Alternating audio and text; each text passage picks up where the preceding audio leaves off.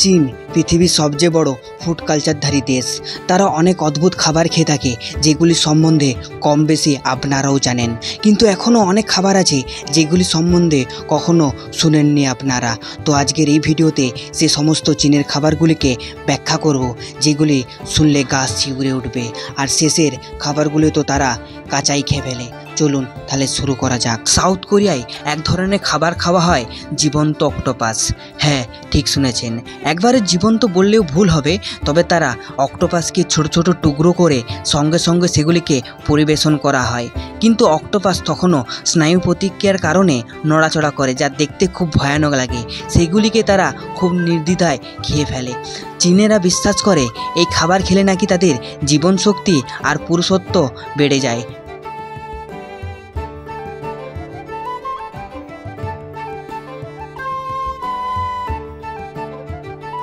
ঠিক তেমনই চীন দেশের রাস্তার পাশে চিপস নয়, বিক্রি হয় হাজার হাজার ঝিঝি পোকা আর বাসকৃমি, যা শুনতে অবাক লাগে, কিন্তু এগুলো নাকি তাদের চীনদের ভীষণ ক্রাঞ্চি আর প্রোটিনে ভরপুর।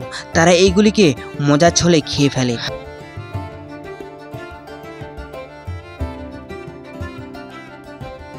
আবার চীনের ডিম আর স্যুপকে কীভাবে খায় জানেন?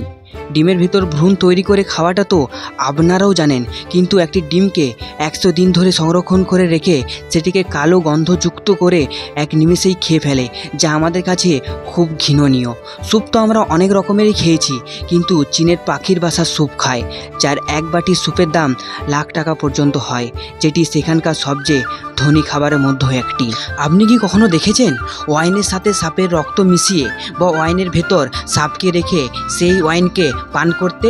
দেখেননি তো, কিন্তু চীনেরা তা খুব সহজেই পান করে ফেলে, যা আমাদের কাছে খুব ভয়ানক একটি ব্যাপার। আবার দক্ষিণ চীনের কিছু অঞ্চলে ইঁদুরকে নিয়ে আসা হয়, ঠিক যেরকম এই ভিডিওতে দেখতে পাচ্ছেন, খাবারের প্রস্তুতির জন্য।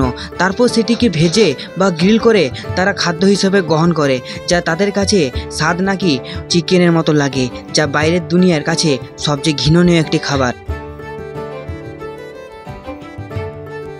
চীনের ঝাজিয়াং প্রদেশের দংয়াং শহরের কাছে এক অদ্ভুত খাবার কুমারী ছেলের ডিম।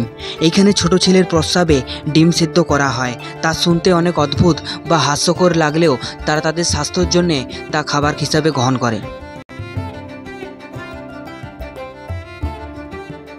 এমনকি তারা তাদের শরীরে প্রোটিনের জন্য কিছু লার্ভাযুক্ত পোকাও খেয়ে ফেলে।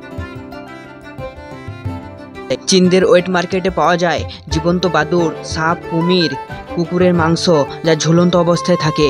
সমুদ্র সমস্ত প্রাণী খাদ্যের জন্য তাদের এই মার্কেটে পাওয়া যায়। তো চীনের সম্বন্ধে আরও কিছু জানার জন্য আমাকে কমেন্ট করুন, আর আমার ভিডিও ভালো লাগলে একটু লাইক, কমেন্ট, শেয়ার করে আমার পাশে থাকবেন, আর সাবস্ক্রাইব করতে ভুলবেন না।